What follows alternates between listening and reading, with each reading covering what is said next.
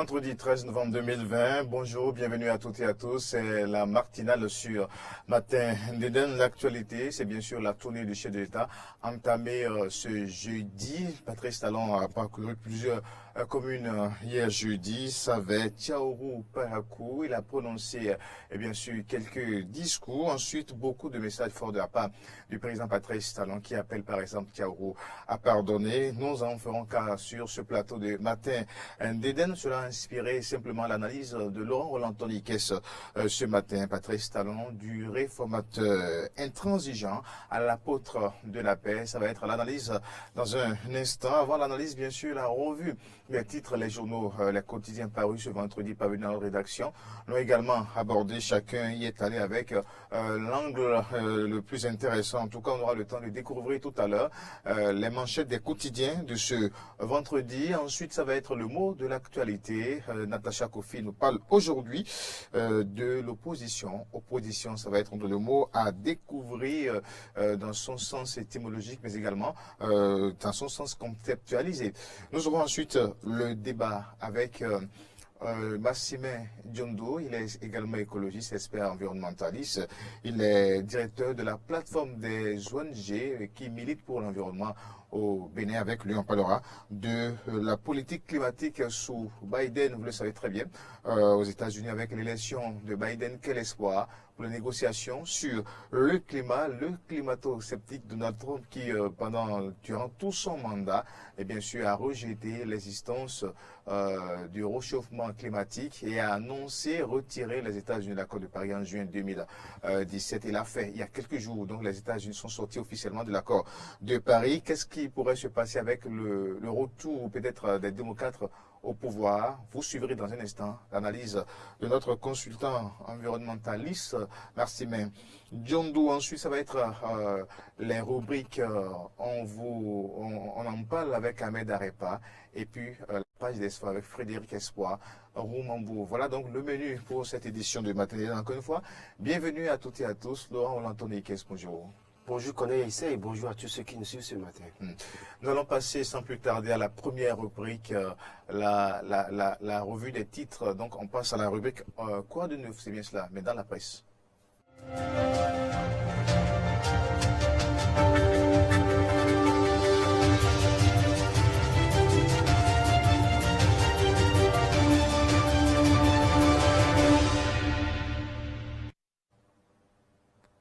L'actualité ce vendredi vue par les quotidiens. On va commencer avec Fraternité. Le quotidien Fraternité, Savet, Tchaourou et Parakou, difficile périple. La caravane Patrice Talon passe et des vérités servies.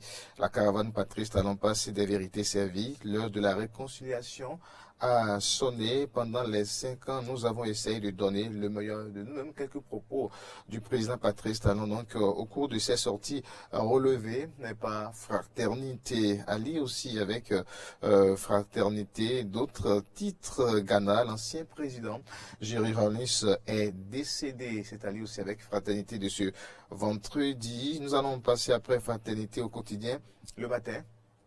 Le matin, première journée de la tournée du chef de l'État dans des villes et communes du Bénin, Talon à Savet, Tchaourou et Parakou, le pardon, la réconciliation au menu. Il a été reçu dans l'allégresse. Quelques détails apportés par le quotidien le matin. Audition budgétaire à l'Assemblée nationale avec le matin toujours. Ministre et président d'institutions défilent toujours. C'est allé aussi avec le matin. Troisième journée des éliminatoires Cannes Cameroun 2022. Bénin Lesotho. Une grosse affiche attendue demain, samedi 14 novembre. Matin libre. Matin libre ce vendredi, bien Yomoa, première femme chevalier des PME, Timoko Mac Garange, Rekia Madougou, distinguée personnalité de l'année 2020. Rekia Madougou, distinguée personnalité de l'année 2020. C'est Matin libre qui nous apporte l'information. Avril 2016 et bientôt avril 2021, Talon a du remords. Talon a du remords. Visiblement, en 5 ans, il n'a pas pu faire le job, en tout cas selon le quotidien Matin libre. L'autre, le potentiel Le journal le Potentiel a fait évasion de 2 détenus à la prison de Misrété. Ça, c'est avec le Potentiel du jour. Plusieurs officiers mis aux arrêts. Plusieurs officiers mis aux arrêts. Ensuite, tournée nationale du chef de l'État avec le Potentiel. Talon célèbre un mariage d'amour avec Savet, Tchaourou et Parakou. Talon célèbre un mariage d'amour avec Savet, Tchaourou et Parakou. Info matin. Info matin, tournée de réconciliation nationale, étape de Tchaourou. Et si Yahi acceptait la main tendue de Talon, une interrogation avec Info Matin. Et si Yahi acceptait la main tendue de Patrice Talon, c'est avec Info Matin. On va poursuivre avec la revue des titres et retrouver d'autres quotidiens. Phoenix Info. Phoenix Info de ce vendredi, le président Patrice Talon, lors de sa première journée de sa tournée nationale. 5 ans a été trop court. Même moi, j'ai été surpris. Propos de Patrice Talon. 5 ans a été trop court. Même moi, j'ai été surpris. Nous allons poursuivre avec la revue des titres et retrouver certainement le quotidien du service public La Nation avant de boucler cette revue. La Nation de ce vendredi, contente de retrouver, ou peut-être l'affiche du jour avant de retrouver la Nation, peut-être l'affiche du jour. Voilà, la Nation de ce jour, tournée nationale du chef de l'État, Savet, Tchaourou et Parakou dans la ferveur avec Patrice Talon. Savet, Tchaourou et Parakou dans la ferveur avec Patrice Talon. On va boucler maintenant avec l'affiche du jour. L'affiche du jour, tournée présidentielle dans le septentrion, Patrice Talon, résolument décidé à tourner la page des dissensions. Patrice Talon, résolument décidé à tourner la page des dissensions. Et voilà donc avec l'affiche du jour que nous bouclons cette revue des titres, les quotidiens qui ont consacré la parution de ce matin. Eh bien, l'actualité, la tournée du chef de l'État entamée ce jeudi. Plusieurs communes et villes du Bénin sillonnées, visitées. Savet, Tchaourou, Parakou, étape très importante de la tournée du chef de l'État. Quelques messages forts également, vous les avez entendus. Nous y reviendrons dans un instant. Et bien sûr, avec Laurent Rolantoni Ikes dans l'analyse.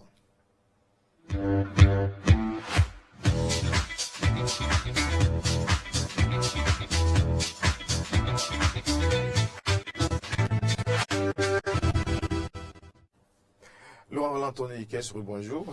Bonjour à nouveau connaît ici, bonjour à tous ceux qui nous suivent sur Diaspora FM et d'une télévision. Patrice Talon, du réformateur intransigeant à la porte de la paix, c'est le thème de la chronique et de votre analyse. Oui, c'est bien évidemment le thème de notre analyse aujourd'hui. Allons-y. Oui, alors, Patrice Talon, du réformateur intransigeant à la porte de la paix, on l'a constaté hier, le chef de l'État qui a démarré une tournée nationale dans 54 communes. Donc, il a commencé par les communes de Savet, Tchaourou et Parakou. Il faut préciser que les communes de Savet, de Tchaourou ont été marquées par des violences lors des élections législatives en 2019. Et donc, depuis cette époque, le chef de l'État ne s'y est pas rendu. Et puis, il faut aussi noter que on a tout fait de dire que cette commune était en opposition au chef de l'État et qu'il ne voulait pas du tout recevoir le chef de l'État là-bas. Encore que la veille de cette tournée, on a vu les jeunes faire preuve d'actes de vandalisme dans la commune de Tchaourou. Donc, Patrice Talon qui descend à Savet hier et qui passe un message de paix, on se demande si c'est toujours le même Patrice Talon qu'on a connu depuis 2016 qui, pour ses réformes, était très intransigeant et qui, même devant les têtes couronnées, il a clairement dit, quand l'enfant grandit, l'enfant doit pouvoir prendre les responsabilités, et qui a dit parfois aussi, on n'a pas oublié la phrase fétiche, vous allez en souffrir, vous ne pouvez rien faire. On a vu aussi le chef de l'État qui, à une époque, disait que clairement qu'il y a assez de pagaille dans le pays et qu'il fallait être dur pour régler les choses. Mais hier, visiblement, on a vu un chef de l'État, Patrice Talon, face aux populations, qui a passé un message de paix, qui a dit clairement qu'il a pardonné et que l'État a pardonné. Il fallait que maintenant, à leur tour, ceux-là puissent pardonner. Donc, on a vu une posture qui a changé, une posture qu'on avait vue peut-être depuis 2016 jusqu'en 2020, qui était l'homme réformateur intransigeant, qui ne voulait pas céder du tout, qui ne voulait pas du tout aller de la manière la plus douce, mais qui aujourd'hui décide carrément de changer les choses et d'aller vers ces populations et de parler. Alors, c'est aussi une manière, il faut préciser, de répondre à ce potentiel candidat qui a dit qu'il n'avait pas vu, qu'il a posé des questions aux citoyens un peu partout sur le territoire national et qu'on lui a dit que le chef de l'État, qu'ils n'ont jamais vu le chef de l'État, qu'on n'avait jamais vu le chef de l'État dans les marchés. Mais avant cette tournée, le chef de l'État était dans un marché, dans des marchés à Cotonou. On l'a vu avec l'Ovation. Aujourd'hui, on l'a vu avec la ferveur à Savès, Tchaourou et Parakou. Est-ce qu'aujourd'hui, on peut continuer de dire que Patrice Talon est impopulaire, même si lui-même, à un moment donné, a reconnu être impopulaire? On attend de voir, peut-être en 2021, si la foule sera égale aux électeurs. Alors, sur ce message passé justement à Parakou, quand le chef de l'État demande, et bien sûr, pas plutôt à Parakou, à Tchaourou, quand le chef de l'État demande à Tchaourou de pardonner. Alors, est-ce que c'est ce message ou ces messages délivrés un peu partout dans ces communes, Savès, Tchaourou, Parakou, est-ce que ces messages peuvent avoir réellement d'impact et faire oublier les séquelles? Oui, c'est des messages qui peuvent véritablement avoir d'impact parce qu'en réalité, quand quelqu'un vous offense, et vient vous demander pardon. Vous n'avez pas qu'à pardonner. C'est vrai que non, peut-être que s'il dit qu'il a pardonné et qu'il demande que les gens pardonnent, c'est que quelque part il a vu la responsabilité de l'État parce qu'il a dit il a pardonné. L'État a pardonné et donc quitte à eux maintenant de pardonner. Cela suppose qu'à un moment donné, l'institution qui représente, le chef de l'État, c'est qu'aujourd'hui il reconnaît qu'il y a eu quelque chose qui s'est passé. Et donc de ce point de vue, il faut pardonner. Maintenant, quand il passe un message de paix, Patrice Talon qu'on a vu un peu intransigeant, qui ne voulait pas du tout céder, qui vient vers vous, qui dit maintenant laissons, oublions le passé, pardonnez cette fois-ci, pardonnez maintenant, on doit beaucoup de choses à la vie de Tchaourou, et donc maintenant je prends l'engagement, ça se fera, ce qui est dû à Tchaourou sera fait. Donc autant d'éléments aujourd'hui, quel intérêt les populations auront à garder, à toujours être sur pied de guerre face au chef de l'État? Je crois qu'ils n'ont pas intérêt. Parce qu'en réalité, c'est lui, au-delà de tout, c'est lui qui a levé en main. C'est vrai, on ne sait pas qui sera élu en 2021. Ça peut être lui, comme ça peut être quelqu'un d'autre. Mais à partir de ce point de vue, je crois que, je dirais en griffe, c'est un nouveau départ, comme il sait bien le dire. Mais l'intransigeance son caractère intransigeant dans la mise en œuvre des réformes, est-ce que vous lisez en fait que le côté pacifique du chef d'État n'a pas été ressenti, puisque les réformes dans l'ensemble étaient pour maintenir la paix aussi? Oui, justement, est-ce qu'on n'a pas vu son côté pacifique? Comme on le dit, c'est le père de la nation. Et un père de famille, à un moment donné, doit pouvoir être intransigeant. Sinon, en réalité, vous aurez des enfants récalcitrants dans la maison. Et donc, quand vous êtes intransigeant jusqu'à un moment donné, quand les enfants peut-être prennent de l'âge, à un moment donné, vous avez grandi dans une famille, les parents commencent par devenir relâcher un peu. Donc, peut-être que le chef de l'État, pour avoir été intransigeant pendant un moment, a réussi à mettre en place les fondements pour le développement du Bénin, et qu'aujourd'hui, maintenant, il peut, dans une certaine mesure, collaborer avec les populations dans la douceur pour atteindre le reste de ses objectifs. Cette douceur n'est-elle pas peut-être une stratégie pour la prochaine présidentielle? Mais tous les jeux sont permis. Nous sommes à la veille d'une élection présidentielle. Le chef de l'État sera soit candidat à sa propre succession ou bien désignera un dauphin. Et donc, de ce point de vue, il y a les opposants qui présenteront aussi un candidat. Tous les moyens sont bons pour venir à bon port. Et si le chef de l'État estime que c'est la meilleure manière pour lui d'aller vers les propos contraires de la population, de passer un message de paix et de ramener la balle à terre, je crois que c'est à son avantage. Et donc aujourd'hui, est-ce qu'on va voir si c'est à cause des élections? Oui, c'est à cause des élections parce qu'il est chef. Il est en train de finir son mandat. S'il veut revenir, à lui de mettre en place les stratégies pour pouvoir atteindre son objectif. Donc, on ne peut pas lui en vouloir. Quitte à ceux-là maintenant qui le critiquent, de changer aussi de stratégie ou bien de changer de stratégie pour le contrer sur le terrain. Alors, une médiation demandée pour la réconciliation avec son frère Boni Yahi. Cette médiation peut-elle avoir des chances d'aboutir? Oui, cette médiation peut bien avoir des chances d'aboutir. On l'a vu au lendemain de sa prestation de serment en avril 2016. Il a fait la paix avec Boni Yahi du côté de la Côte d'Ivoire chez Alassane Dramane Ouattara. Et donc, après ça, Boni Yahi, qui, toujours animé par la volonté populaire d'aller contre la population, peut-être n'a pas su à un moment donné respecter ses limites. Donc peut-être il y a un problème, il y a des problèmes entre eux. Et il y a aussi que les élections législatives exclusives de 2019 ont empirer la situation. Maintenant, aujourd'hui, Patrice Talon qui demande aux sages, aux têtes couronnées, d'intervenir, de jouer la médiation pour qu'il se réconcilie avec son frère. Il a dit, Boni Yayi et lui, c'est comme un petit frère et un grand frère. Donc, de ce point de vue, d'abord, il ne nous apprend rien, parce que de 2006 à 2012, on a vu ce qui s'est passé entre les deux hommes. Donc, aujourd'hui, cette médiation est bien possible. Et là, c'est là aussi le problème. Parce que s'il arrivait que Boni Yayi et Patrice Talon s'entendaient, alors qu'est-ce que les jeunes qui ont posé des actes de violence, les populations qui sont révoltées, peut-être 10 ans qui défendaient Boni Yayi et sont partis, alors que deviennent-ils? On l'a vu du côté de la Côte d'Ivoire, Alassane Ouattara va aux élections, les jeunes sont remontés dans les rues, sont descendus dans les rues, on fait des casses, on fait des violences, il y a des conflits communautaires, beaucoup de jeunes sont morts.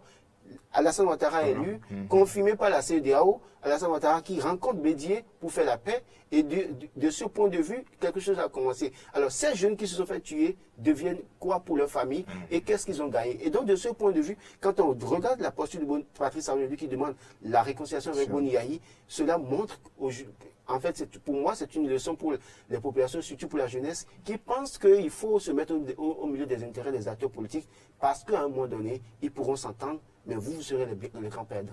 Merci, merci Laurent Roland-Tony. Qu'est-ce pour ces aspects soulevés dans votre analyse, Patrice Talon, du réformateur intransigeant à l'apôtre de la paix? Ça inspire beaucoup, je sais pas, est-ce que je vais appeler ça conflit ou querelle entre ces personnalités au Bénin? Oui, ça inspire beaucoup. Ça inspire beaucoup. Les ennemis dans la République, c'est peut-être un conflit les personnel. Ennemis, vous voyez oui, c'est transposé au plan politique. Moi, je l'ai toujours dit. Qui prend l'allure aujourd'hui d'un truc un peu plus régional. Je l'ai toujours dit. Peut-être que certains ne seront pas d'accord avec moi, mais quand vous regardez les acteurs politiques en jeu au Bénin, la plupart du temps, c'est des questions d'intérêt personnel ou d'ego.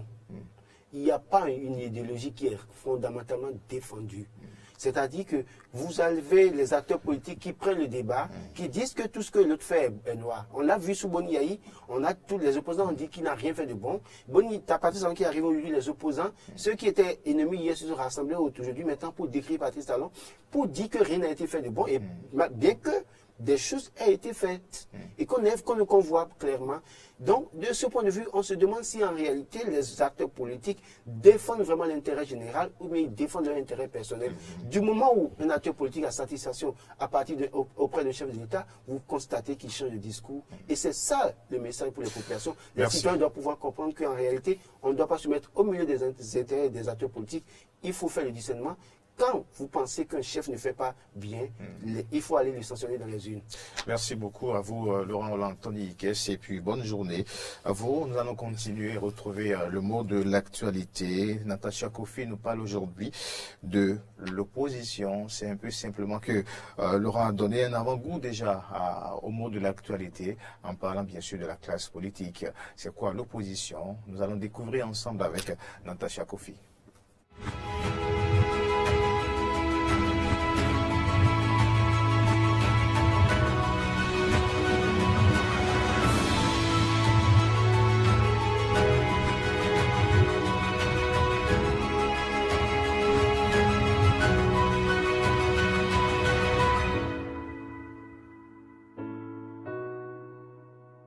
Bienvenue sur ce nouveau numéro du mot de l'actu.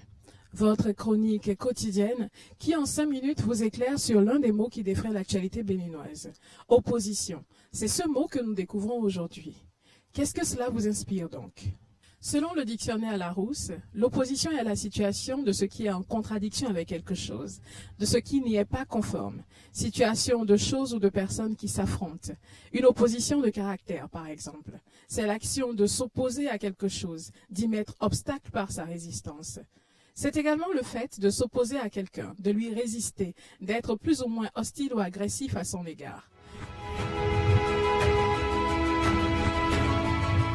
L'élection présidentielle au Bénin n'étant plus qu'à un pas, vous entendez plus que jamais parler d'opposition sous bien d'aspects. Mais qu'en disent les spécialistes? Que retenir en définitive?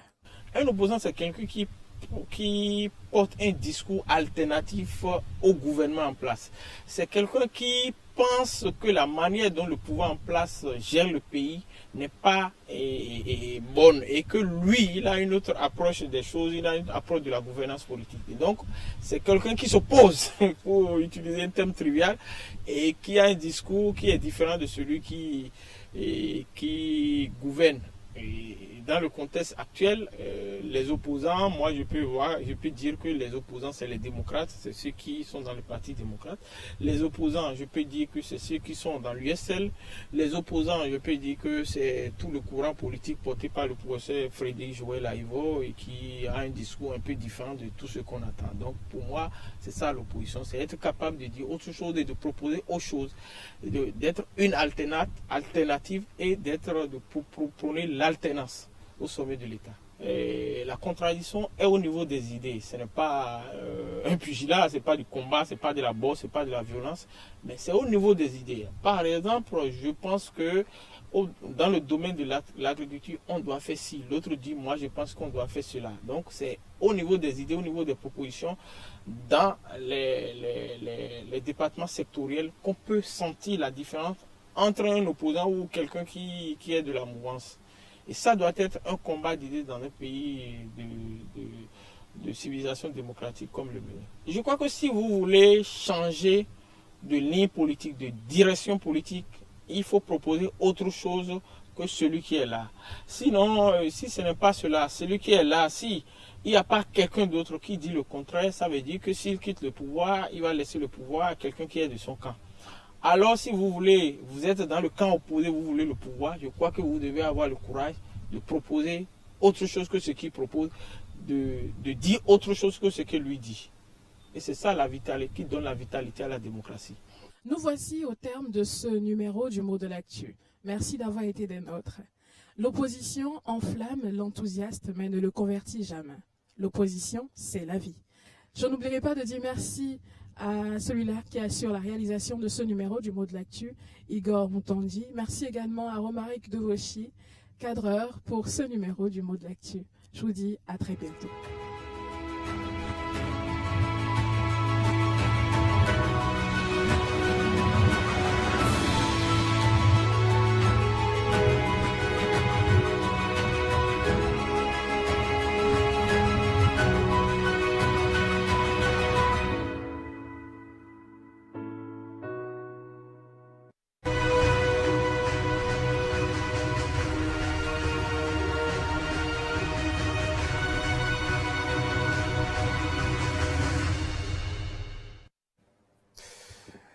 C'est le débat sur Matin d'Éden. Encore une fois, bienvenue à toutes et à tous. On parle de la politique climatique sous Joe Biden aux États-Unis. Comme vous le savez très bien, les démocrates sont en train de revenir au pouvoir avec l'élection de Joe Biden. Donald Trump, le président sortant climato-sceptique, a reconnu durant tout son mandat, et bien sûr que les changements climatiques n'existent pas. Il a retiré les États-Unis de l'accord de Paris. Annonce faite en 2017, cela a été une réalité. Le 4 novembre dernier, qu'est-ce que cela signifie concrètement? Qu'est-ce qui a été fait sur Donald Trump? Quelle a été la politique climatique, environnementale des États-Unis? Quelle influence et implication cela a eu sur la lutte contre les changements climatiques au plan général? Quel espoir peut-on faire avec le retour des démocrates, puisque beaucoup d'efforts ont été faits sous Obama? Je peux parler par exemple du projet Clean Power de Obama qui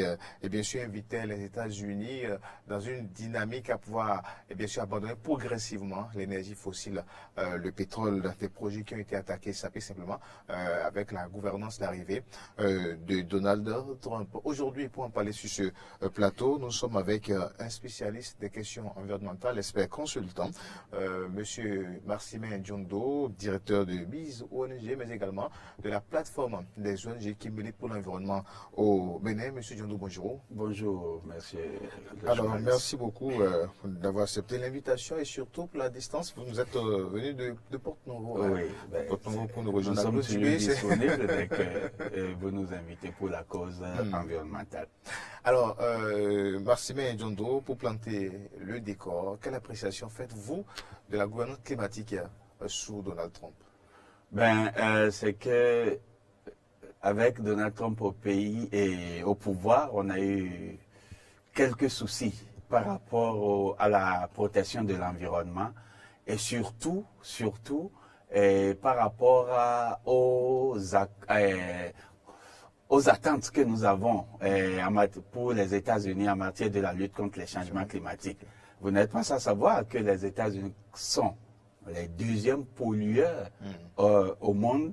Et par rapport à ça, avec Obama, ils ont pris des engagements fermes pour l'accord de Paris, et l'accord de Paris qui a été remis en cause par Donald Trump dès son arrivée, on en parlera plus tard.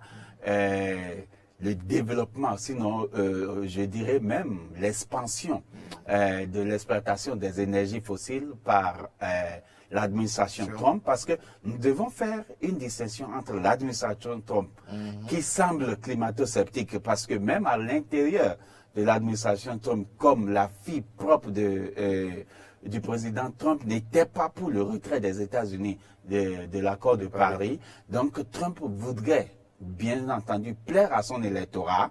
Donc il a demandé à ce qu'on n'ait pas de restrictions en ce qui concerne le développement de l'économie américaine, quel que soit le coût. C'est ce qu'il a dit, quel que soit le coût. Donc l'expansion de l'exploitation des énergies fossiles, le gaz de schiste, tout ce qui pourrait améliorer l'économie des États-Unis. Il a dit, nous sommes les États-Unis, nous n'avons pas le droit, personne n'a le droit de nous dire ce que nous devons faire. C'est ce qu'il a l'habitude de dire. Et même la dernière fois, il était en Californie, où la Californie brûlait. Et un des journalistes lui a demandé, mais est-ce qu'avec tout ça, il ne se rend pas compte des effets des changements climatiques? Juste pour une boudade, il dit que la Californie va se refroidir encore bientôt, que ça allait. C'était le 3 novembre dernier. Exactement. Donc, bon, personnellement, je ne crois pas que le président Trump soit un climato-sceptique. Il essayait juste de plaire à son électorat. Vous savez, à ces Américains qui ont besoin de développer leurs industries, ces Américains à qui le monde impose des réductions d'émissions de gaz, donc ils voudraient juste plaire à ce beau monde-là. C'est pourquoi il était, entre griffes, un va-t-en-guerre contre les changements climatiques. Donc du coup, c'était un peu difficile parce que, vous imaginez, si nous revenons à l'accord de Paris qui est entré en vigueur le 4 novembre 2016, les États-Unis se sont retirés officiellement le 4 novembre 2020 parce que... mais avant cela, rapidement, dire ce que c'est que l'accord de Paris pour que les téléspectateurs puissent comprendre. D'accord. L'accord de Paris a été conclu en décembre 2015 et a été ratifié de nos jours par 196 pays avec pour objectif principal de réduire nos émissions à 1,5 voire à 2, mais si possible à 1,5 maximum pour des effets, des gaz à effet de serre pour pouvoir lutter contre les changements climatiques. Donc c'est, je dirais, un accord d'ensemble pour dire que nous, ces pays développés comme pays en voie de développement, nous nous engageons. Exactement. Nous nous engageons à réduire nos émissions à hauteur de 1,5 pour que nous puissions encore arriver à réduire les effets néfastes des changements climatiques, comme vous voyez. Si je prends le Bénin, l'érosion côtière, les inondations, la sécheresse, pour que nous puissions arriver à réduire ces effets sur les populations les plus pauvres. Parce que, malheureusement, les pays en voie de développement ne sont pas autant pollueurs que les pays développés, mais ce sont ces pays en voie de développement qui souffrent le plus des effets des émissions causées par les pays développés parce qu'ils n'ont pas les moyens de s'adapter. Puisque tout est question d'adaptation. En Europe, aux États-Unis et autres, ils ont pris le moyen et ils ont pris le temps et les moyens de préparer leur population, de préparer leur pays à l'adaptation aux effets néfastes des changements climatiques. Mais nous, non. Et justement, cet accord implique, surtout pour les grandes puissances, d'utiliser moins le pétrole, c'est bien cela? Et oui, c'est ce que nous appelons les énergies fossiles, c'est de réduire les énergies fossiles et de développer les énergies renouvelables comme l'éolien, l'hydraulique et le solaire. Voilà. Malheureusement, pendant l'administration Trump, c'est pendant l'administration Trump qu'on a eu plus de production des énergies fossiles aux États-Unis. Le charbon est revenu en force, l'exploitation du pétrole également, les gaz de schiste qui se fait par fracturation de la terre s'est développé encore. Donc c'est tout ça qui était non pas seulement le monde scientifique, mais le monde des ONG aussi, sur l'enjeu des États-Unis, sur la capacité des États-Unis à respecter et son engagement par rapport à pour arriver à réduire jusqu'à 1,5 les émissions de gaz à effet de serre. Mais quand on dit les États-Unis se retirent de l'accord de Paris, c'est quoi l'implication réelle? Vous savez, parce que ça ne sera pas la même chose quand on va dire le Bénin se retire de l'accord de Paris. Exactement. Il est vrai que l'accord de Paris n'est pas contraignant, mais c'est un accord. Quand on se met ensemble pour s'entendre sur quelque chose, et que dans le groupe, j'appelle les États-Unis leaders parce qu'ils sont deuxième pollueur au monde. Si un des leaders dit, écoutez, moi, je ne respecte plus ce sur quoi on s'est entendu, ça voudrait dire que ça peut entraîner d'autres moins importants pour dire, ben écoutez, si lui, il dit qu'il ne va pas le faire, c'est que nous aussi, nous n'allons pas le faire. Ça a été l'une des inquiétudes de tout le monde pour dire que ben, si les États-Unis se retirent de l'accord de Paris, ben, c'est que d'autres vont suivre et d'autres aussi ne vont pas. Aussi, qui est la première puissance plus pollueuse aussi.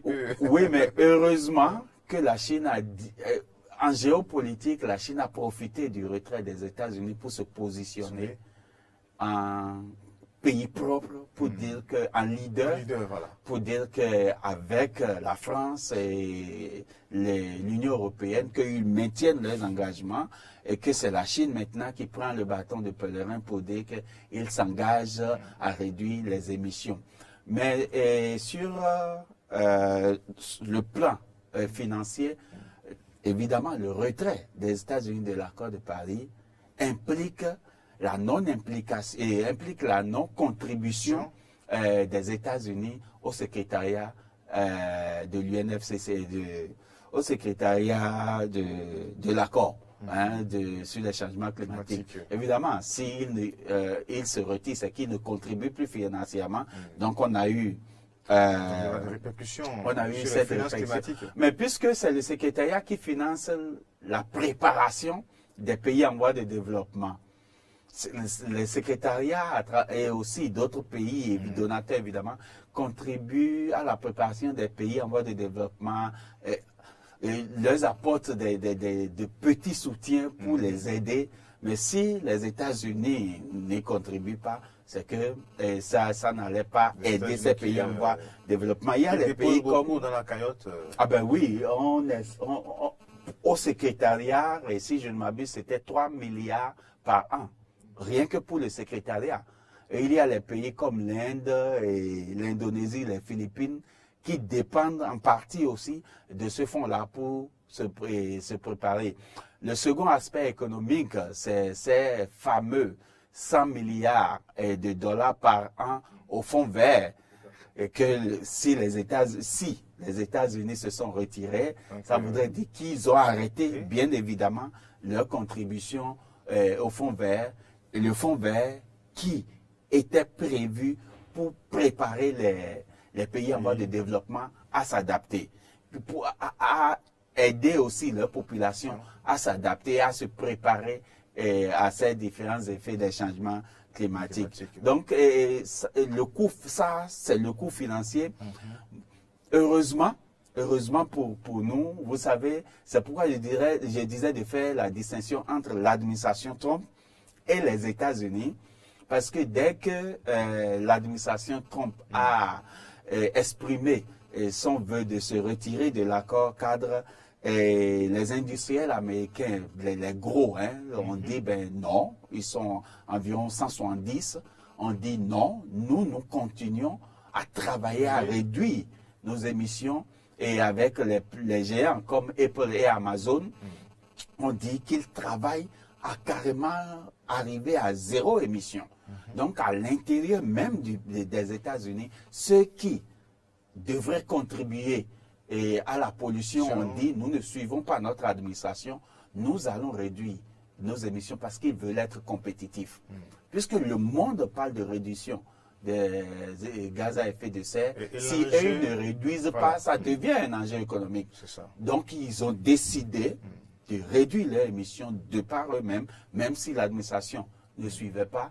Ils ont dit qu'ils allaient réduire leurs émissions. Il en est de même pour les maires. Si je ne vous coupe pas, encore que l'autre défi aussi, c'est l'abandon progressif de l'énergie fossile pour l'énergie verte et autres. Et oui, l'administration, non, sinon avec l'accord de Paris, les États-Unis, leur vœu, la contribution déterminée des États-Unis était de réduire de 26 à 28%. À l'horizon 2025 leur émission. Et il était prévu dans leur NDC, dans leur contribution déterminée, qu'en 2020, ils seraient déjà autour de 17%.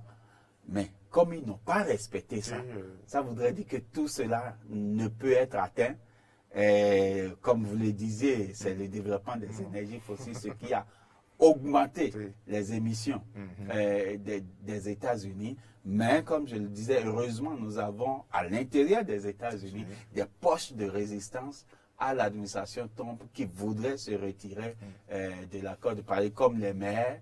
Et il y a un lobby de maires qu'ils ont appelé Compact of Mayors qui dit qu'eux, ils doivent travailler pour que leur ville soit résiliente et que leur ville contribue fortement à l'accord de Paris. Donc, si on met le tout sur la balance, on dirait que sur le plan économique, ça a un gros effet, puisque c'est l'administration qui décide des déboursements, mais sur le plan en lui-même de la contribution des États-Unis à la réduction des gaz à effet de serre, je crois qu'on peut être mitigé pour dire que même si l'administration Trump en elle-même, entre griffes, va en guerre, les Américains eux-mêmes n'ont pas suivi leur président et qu'ils ont travaillé à réduire leurs émissions.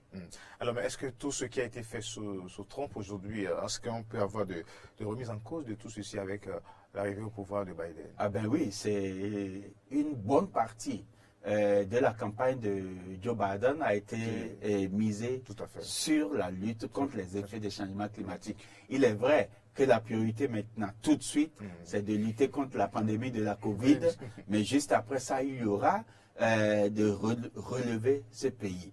Et il a dit que dès son arrivée, il va débloquer déjà 200 milliards de dollars pour aider les industries à se verdir. Ça doit être son premier geste. Et si, déjà comme il l'a promis, le 20 janvier 2021, dès son investiture, s'il exprime le besoin de revenir dans l'accord de Paris, ça voudrait dire que 30 jours après, les États-Unis rentrent de nouveau dans l'accord de Paris. Et j'imagine, comme il a promis, qu'il va essayer de réduire l'écart qui s'est creusé entre-temps, et qu'en tant que démocrate, en tant que, je ne dis pas dauphin d'Obama, mais en tant que quelqu'un qui a travaillé avec Obama, il va essayer de relever et de respecter de rétablir tous les engagements qui étaient pris par les États-Unis en ce qui concerne les émissions Et l'un de leurs engagements forts est la carbone neutralité d'ici 2050. Donc, eux, c'était prévu que d'ici 2050, ils deviennent propres.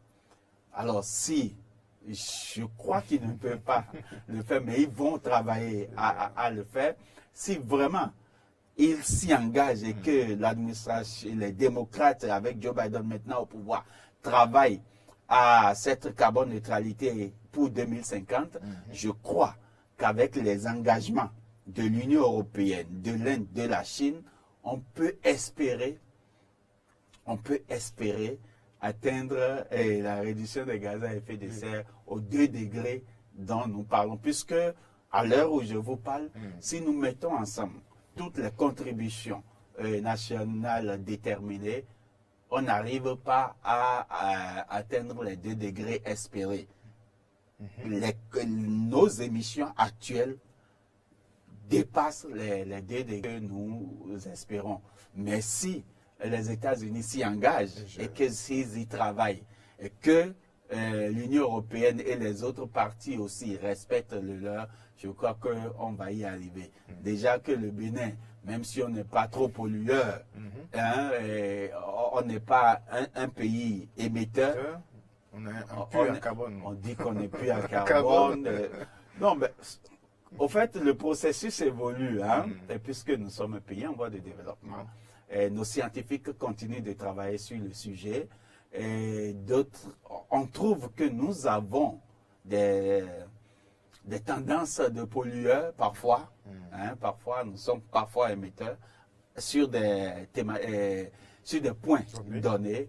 Mais si on prend la tendance générale, c'est que nous sommes un puits à carbone et que nous devons contribuer à protéger ce puits à carbone.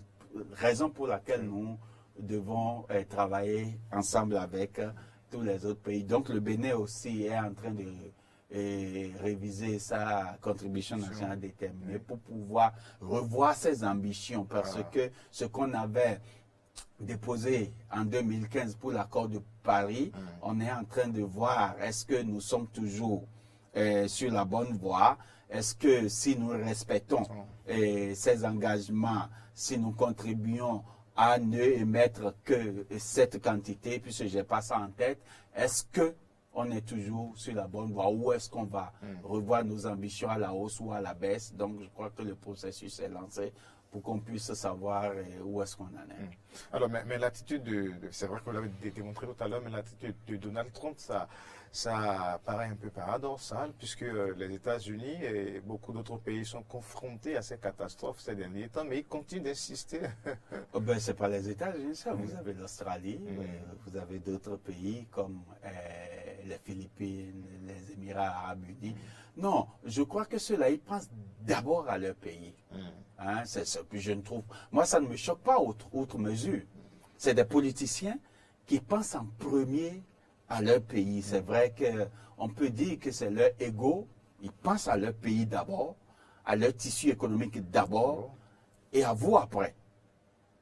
Les États-Unis, c'est basé sur leur histoire de liberté. Personne n'impose rien aux États-Unis.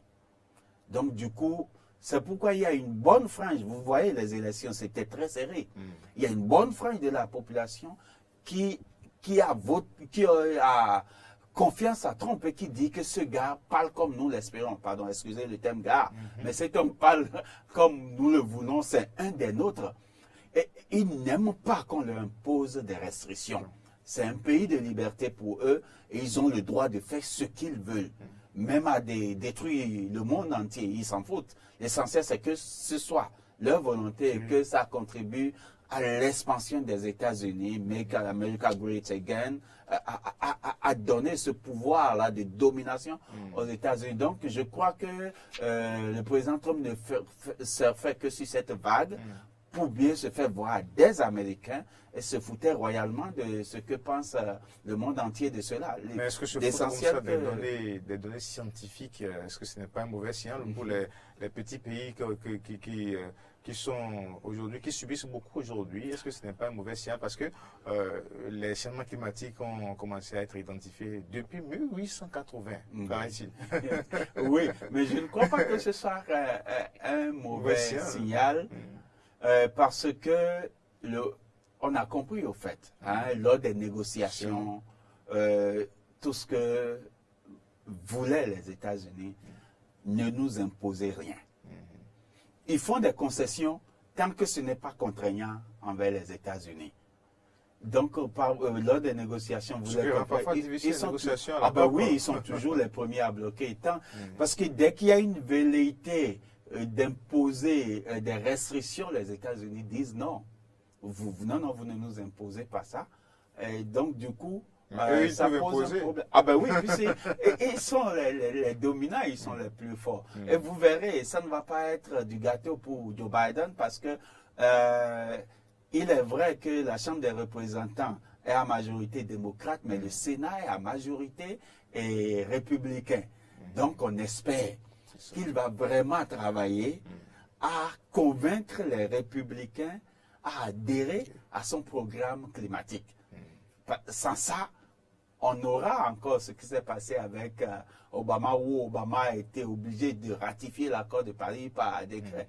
Ça n'a pas été ratifié par le Sénat parce que le Sénat n'était pas pour. D'autres ont dit que c'est ça qui a motivé Trump à se retirer si facilement, mais c'est de voir. Est-ce que actuellement, vous voyez, la Californie a brûlé, et la Californie brûle, et d'autres États du monde brûlent aussi. Vous voyez ce qui s'est passé en Australie. Vous voyez, en Espagne, une bonne partie de l'Europe a brûlé. Et attention, dans le même temps, une bonne partie de l'Europe était sous l'eau également. Donc, nous avons les effets extrêmes des changements climatiques aux États-Unis et en Amérique et dans le Nord, un peu partout. J'espère que ça va les réveiller et qu'ils ne vont pas que penser économie. En Australie, vous voyez, une bonne partie de l'Australie a brûlé. Des forêts vieilles des millénaires qui ont disparu, des animaux qui ont grillé et des gens qui ont perdu tout. C'est ça. Je dis tout, ils ont tout perdu et pourtant, le gouvernement n'est pas aussi sensible à la chose climatique. Pour prendre des mesures idoines pour lutter contre les changements climatiques, je ne sais pas qu'est-ce qu'ils attendent avant de pouvoir se lever et réagir. Mais nous, pour le moment, l'Afrique, le Bénin, l'Afrique, nous essayons de suivre le cap que nous nous sommes fixés. Et dans notre contribution nationale déterminée, qui est notre boussole, qui conduit nos émissions. Et j'espère qu'en la révisant maintenant, puisque nous voulons la réviser, en y mettant plus d'ambition, j'espère qu'on va y arriver et continuer dans ce sens, parce que vous n'êtes pas sans savoir que la chaleur s'installe déjà encore et que ça devient continuel. C'est ça. Dès que ça devient continuel, les scientifiques vous diront, on va l'observer sur le temps, on verra que c'est les effets des changements climatiques. Les collègues ont dit que le nord du pays était encore sous les eaux la dernière fois. Ça voudrait dire que c'est continuel, c'est récurrent. Il est temps de réagir, de se lever et de se rendre compte des effets des changements climatiques sur nos populations, sur notre écosystème et de travailler à la résilience de nos écosystèmes. Vous voyez partout maintenant, tout ce qu'on veut, ce n'est que de bâtir, de mettre des infrastructures grises. Faisons attention. Il y a des palliatifs naturels, ce que nous appelons les infrastructures naturelles, qui permettent la résilience des écosystèmes. Pensons-y, travaillons, écoutons nos scientifiques, ne pensons pas tout de suite qu'à l'économie. L'économie, oui, mais si nous investissons dans un écosystème qui va se détruire d'ici là, qui va se désagréger d'ici là, ça voudrait dire que nous avons perdu notre énergie et notre temps et que notre financement n'a pas été durable. Donc pensons à la résilience des communautés et des écosystèmes. Et le grand rendez-vous pour le climat, la COP, est-ce que cette année, ce rendez-vous pourra-t-il se tenir avec la COVID-19? Je crois que même aussi cette année, ça ne pourra pas se tenir puisque vous savez, il y a beaucoup de rendez-vous organisés par les Nations Unies qui ont été reportés et des aspects de ces grands rendez-vous ont eu lieu en ligne, des discussions ont eu lieu en ligne, mais vous savez que les négociations, ce n'est pas en ligne, puisque la COP, c'est surtout les négociations. La pré-COP, c'est surtout les négociations jusqu'à la COP. Donc, je vais voir comment les Nations Unies, mais ils ont déjà lancé quelques consultations en ligne pour voir ce que ça va donner. Mais je crois que on donnera le temps au temps et qu'on doit encore se voir dans les yeux et faire la pression. Puisque c'est ça, les ONG, nous suivons en tant que parti et en tant qu'observateur aussi, et nous maintenons la pression sur ce qu'on doit céder, on cède, ce qu'on ne doit pas céder, on ne cède pas. Heureusement que nous sommes une plateforme pour l'Afrique et l'Asie et pour pouvoir maintenir la veille. Merci à vous, Marsima Njondo. On retient simplement qu'avec Joe Biden, les États-Unis pourront certainement retrouver leur place de leader en matière de lutte contre les changements climatiques. Une place aujourd'hui, et bien sûr, que la Chine occupe après tout. Alors, merci à vous, Marsima Njondo. Merci également à vous, chers téléspectateurs, auditeurs de la 102.3. On reste, et bien sûr, pour ensemble accueillir sur ce plateau Ahmed Arepa. On en parle, ça va être la rubrique On en parle. Et puis la page d'espoir avec Frédéric Espoir Oumambou qui certainement parlera de la rencontre de demain. Bénin-Lesotho, comptant pour les éliminatoires de la Coupe d'Afrique des Nations, édition 2022 au Cameroun.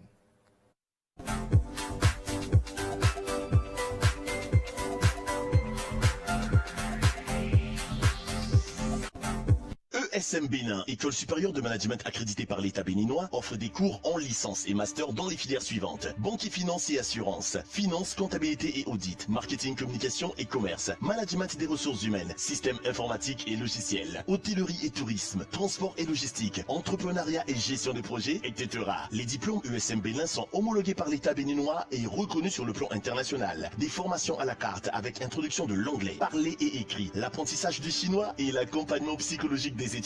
À ESM Bénin, nous organisons des séminaires de partage d'expériences avec des experts et hommes d'affaires. Pour un avenir assuré et des emplois garantis, choisissez l'École supérieure de management ESM Bénin. Rejoignez ESM Bénin sur le site de Kourounou, face au Stade de l'Amitié et à Calavi, Carrefour Zopa. Pour plus d'informations, contactez +229 21 38 26 43 ou le 97 30 84 84 ou le 96 35 75 75. ESM Bénin, le chemin vers l'emploi.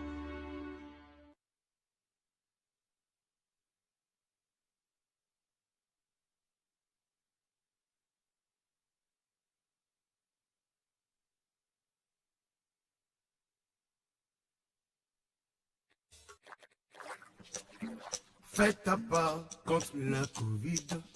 Sa propagation peut te stopper. Ça dépend de toi. Limite tes sorties, mais si c'est nécessaire, porte un max dans tout le public. Oh. La Covid peut tuer, les fausses infos aussi. Vérifie toutes infos avant de partager. Oh. Le gouvernement sensibilise, les agents de santé mobilisés.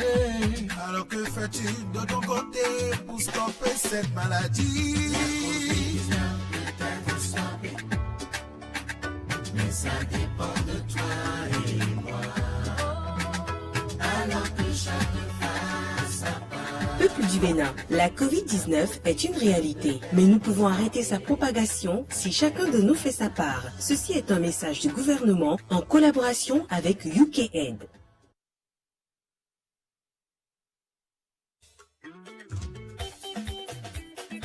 Habitants de la commune d'Abomey-Calavi et environ, plus de soucis pour vos besoins d'achat de matériaux de construction de qualité. L'établissement PVP Plomberie vouloir ses pouvoirs met à votre disposition plusieurs gammes de matériel à des prix défiant toute concurrence. Vitrier, plombier, électricien, maçon, menuisier, vous qui exercez dans le bâtiment, venez découvrir les merveilles que vous apporte l'établissement PVP et vous ne serez pas déçus. Nous étions dans la plomberie depuis Tampin. Nous sommes encore à Tocan sur la voie de Ouedo, en face de l'Est Pharmacie Saint-Pur. Et ici, nous sommes à Gros, à Gansa. Ici, c'est la quincaillerie générale, de ciment jusqu'aux peintures. Nous faisons la marque Ingeco. Nous vendons tous les outillages marque Ingeco.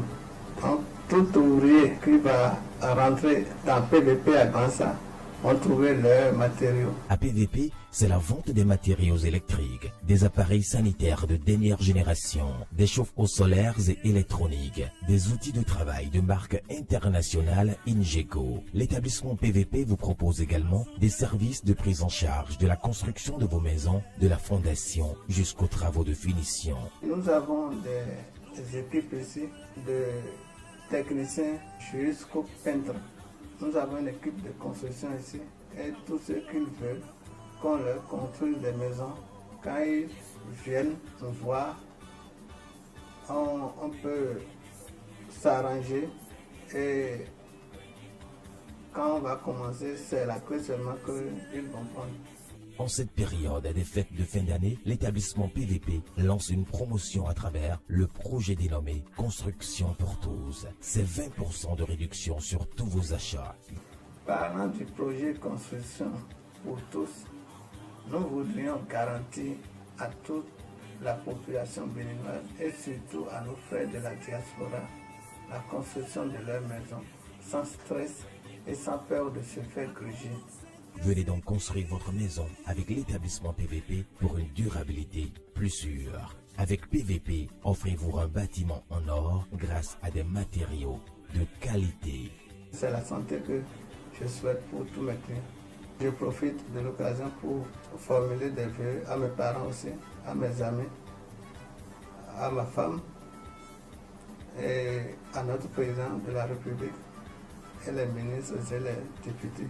J'ai découvert PVP et que j'ai pu adopter depuis lors, puisque j'ai l'opportunité d'avoir en un temps record ce dont j'ai besoin pour les questions de sanitaire, pour les questions de plomberie et surtout pour ce qui nous embête, nous autres qui ont des forages à domicile. C'est de pouvoir avoir toutes les pièces de rechange qu'il faut, surtout lorsqu'on fait l'entretien périodique donc, de nos forages.